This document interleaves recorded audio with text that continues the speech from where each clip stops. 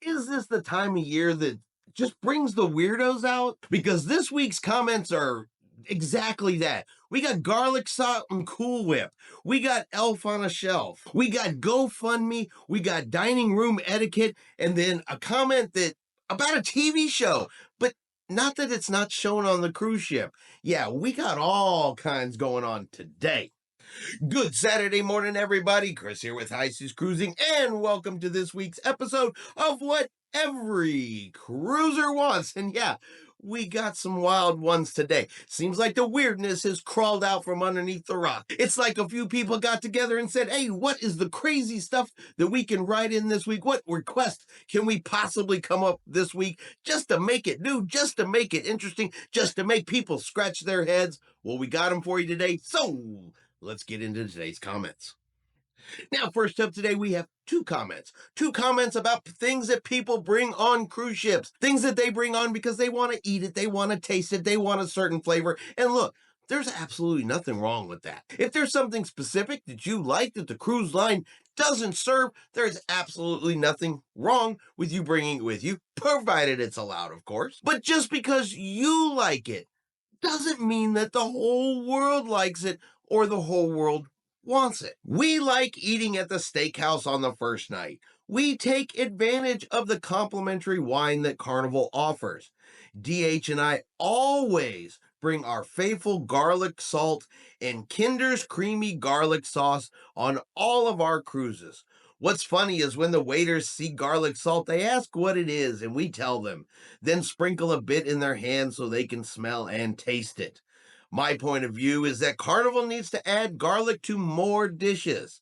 I see you pander to people allergic to things, but would hope Carnival can accommodate people who love garlic, so we don't have to bring our own flavoring. Cooking with garlic is very popular in the US. The stats show that 80% of Americans cook with and love garlic.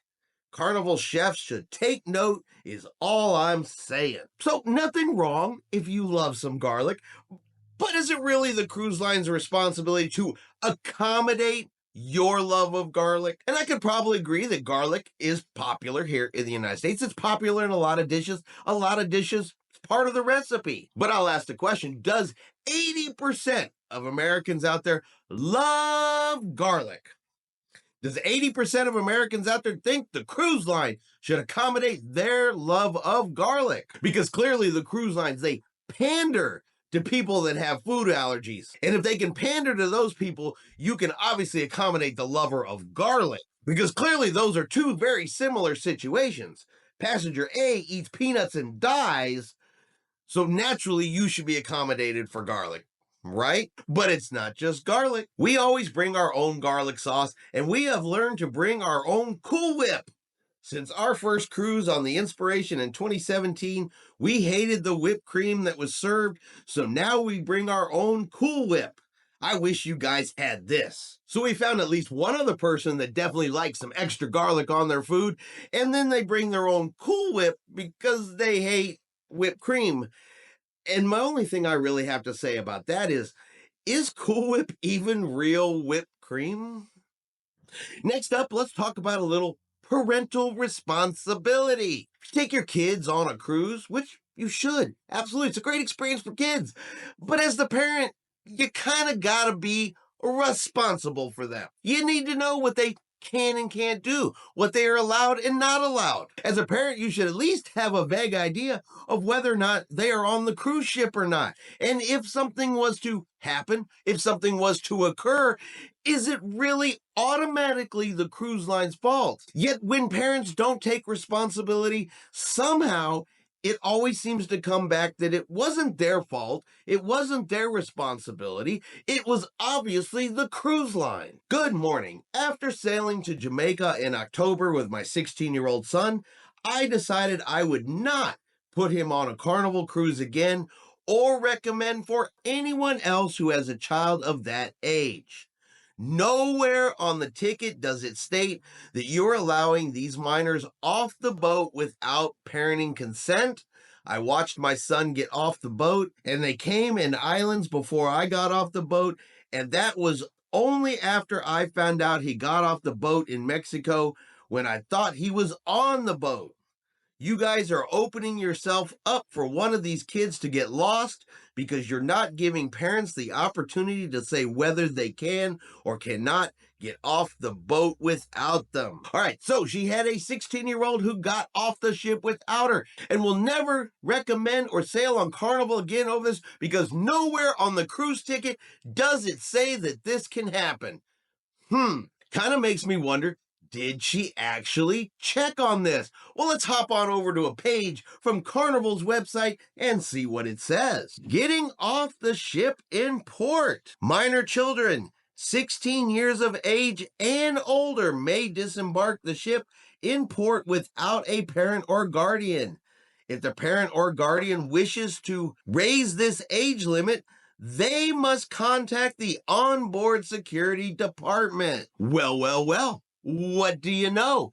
It does clearly say on there that a 16-year-old may get off the ship without parent or guardian. And if the parent or guardian doesn't want that to happen, they have to let them know on the ship. So had you actually read, had you actually taken parental responsibility and known where your children were, you could have let them know on the ship that they can't get off at 16. You don't want them to get off without you, and it would not have happened. So, is it the cruise line's fault that you didn't read? Is it the cruise line's fault you didn't know where your kid was? Is it the cruise line's fault that you did not go and let them know on the ship?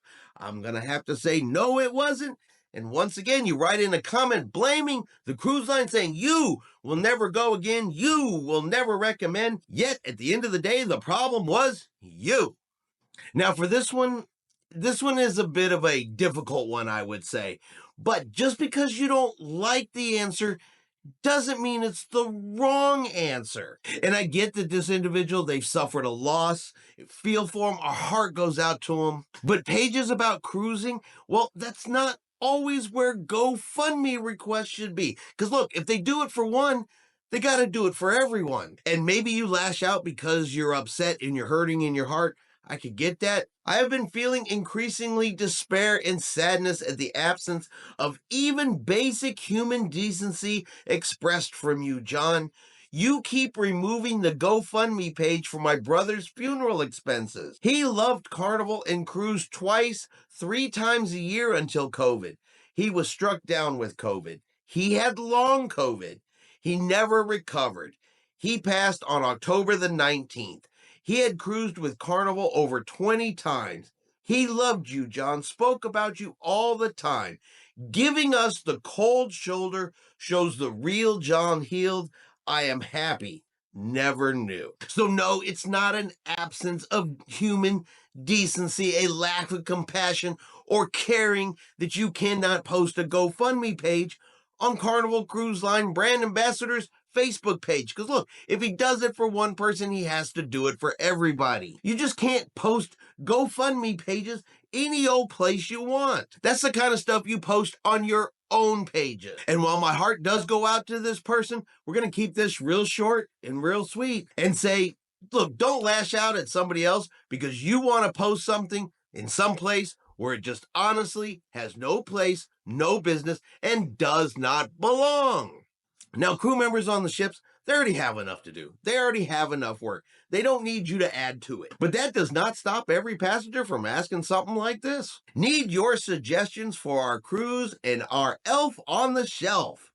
Our elf's name is Snickerdoodle, and he has been coming to our house for 6 years now. My oldest is almost 14, is still totally into finding Snickerdoodle along with his 7-year-old brother. Both kids totally love him. We are leaving a week from Saturday for a 7-night cruise to the Western Caribbean. Can you arrange for the cabin attendant to put Snickerdoodle in funny places in the room and do crazy stuff each night?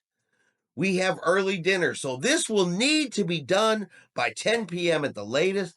Can the captain get involved as well? The boys would find it unbelievable if Snickerdoodle could be filmed driving the ship. My husband will bring it to the captain on the bridge on the ship. They would think this is awesome. What details do you need from us? So they want the cabin attendant to take time out and do wacky stuff with their elf on the shelf. They want it done during a specific time. So whatever the room steward's doing, he's got to stop just so he can go do this elf on the shelf. The captain, the master of the ship, he can stop what he's doing and take time to do things with this elf on the shelf, right? That's just an absolute reasonable request. Well, if you ask me, it's a goofy ass request, and Carnival says the same thing because they came back and said, nay, nay, we will not be doing your elf on a shelf. Maybe the room steward will pose it with a towel animal or something like that, but no extra effort is going to be put into your shenanigans. And if you want to do things with elf on your shelf and put it in wacky situations in your cabin, do it yourself. Because let's be real here, do they really have time to deal with you and your elf on the shelf? Dining room etiquette. Now, I have not seen this lacking on a cruise ship. I have never experienced this issue before. So I do kind of wonder, was it an issue or was it them? Carnival waiters should pull back the chair for people, especially those on mobility scooters who have walking challenges. If they do not, this is wrong. I thought better of you, John. You must be the selfish blank that doesn't put the divider after you're shopping on the checkout at Trader Joe's. All right, so Carnival waiters in the main dining room should be pulling chairs out for people, especially those with mobility issues. Now, I can honestly say for all of the cruises I've been on, whether it's Carnival or not, they are constantly trying to pull your chair out in the main dining room. Now, me personally, I don't like my chair pulled out. I don't really care for them trying to put the napkin in my lap. Not my thing. That's a me thing, though. I do like it that they pull Tiffany's chair out. I do like that they place the napkin in Tiffany's lap. Extra special treatment for her. But this happens each and every time. I honestly can't remember a time that it didn't happen. I mean, I'm sure maybe it did. It was super busy in there, something like that. But for them to pull out chairs, that's a common practice. So this comment does make me ask a couple of interesting questions, though, because the second part of the comment, where they said, I thought better of you, John. John Heald, the brand ambassador for Carnival Cruise Lines. Well, what exactly does he have to do with the server's pulling the chairs out? He's not on the ship, but they got to throw an insult into him like it's his fault. You're the selfish dick who doesn't put the divider up at Trader Joe's. Like he even knows what a Trader Joe's is. Remember, he's not from the United States. He lives across the pond. But he's selfish like the person at Trader Joe's. So the question kind of comes up to me based on the attitude of the comment. Were the servers not pulling out chairs?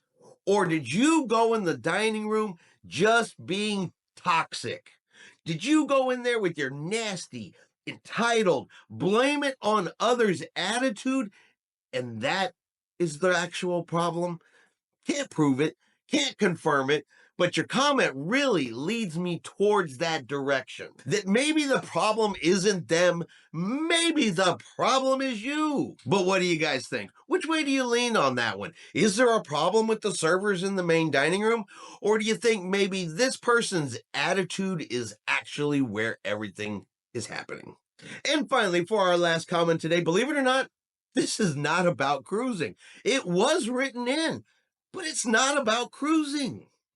This isn't a cruising complaint, a cruising statement. This isn't a everybody likes it. This is really just a whole other level of jackass, in my opinion. Because Carnival Cruise Line's brand ambassador John Heald on his Facebook page said he watched an episode of a TV show. He said he watched an episode of Yellowstone. He said he likes the actors. He likes the vistas of Montana. He likes watching the cowboys and the cattle. It's a cowboy show. That's what he likes about it. He just likes the show. His Facebook page, his personal opinion, something he watched in his own house. Yet somehow, somebody still felt the need to write in a comment. John, you know that this show is actually super right-wing. It glorifies right-wing values. The Duttons are not good people. Not sure your beards would be happy with you saying you watch this because most of your fans are Americans. John, you wrote that politics has no place on your Facebook page. Those are your words. This proves you are hypocritical, delusional, or both. Most of all, it shows your true colors. Now let's break this one down. First, it says these are right-wing shows that has right-wing values, which is a political thing. And are we assuming that a man who watches a TV show in a country that's not America really is paying attention to its right or left wing values? Is he really looking at the political ramification of something going on here in the United States unrelated to the show? First question. Next up, the Duttons are not good people. The Duttons are not real people. It's a TV show. It's made up. My God, it's fake. But they go on. It's not done there. That would the higher ups at Carnival Cruise Lines, they would not be happy to hear that he watched this TV show because the majority of his audience is American. My God, is that show not super popular here in America? I'm almost positive that Yellowstone is a super popular show. So we have a man not living in this country watches a show that is super popular in this country, but this person believes that the Carnival executives would be upset that he watched the show in his house when he has an American audience? Hold on, help me make that make sense. I am so confused. There is something wrong with the person that wrote this comment. There has to be, because they're obviously sitting in their house, fuming mad that a British man watched an episode of Yellowstone because he likes to look at the Montana vistas. I think there's some people out there that maybe need to get one of them, special white self-hugging jackets that they got out there, visit those people out there, have a little conversation, maybe a group hug. I don't know. They clearly need something because, boy, a TV show should never be setting you off like that. And that is going to be our video this week for what every cruiser wants. What do you guys think? Is there not enough garlic and garlic salt on board cruise ships? Do you need to bring your own Cool Whip? Should parents be responsible? Is the crew responsible for your elf on a shelf? Is the waitstaff in the main dining room not properly taking care of you by pulling out your chair? And finally, the question that matters the most: are you some kind of political nut job because you have watched an episode of Yellowstone? Let me know in the comments below. I'm curious. Do you guys think the same thing I think, that the weirdos have really come out this week? Now, if you've enjoyed today's video, do me a favor and hit that like button. If you haven't done so yet, do me a favor and hit subscribe. It is free to do so. It helps our channel grow. It lets you know anytime we're putting out a new video because you don't want to miss these types of comments. You don't want to miss a week when the weirdness just bubbles right to the surface. Now, I hope everyone out there is having a really great day, a really great weekend, and like always, we will see you out on the high seas.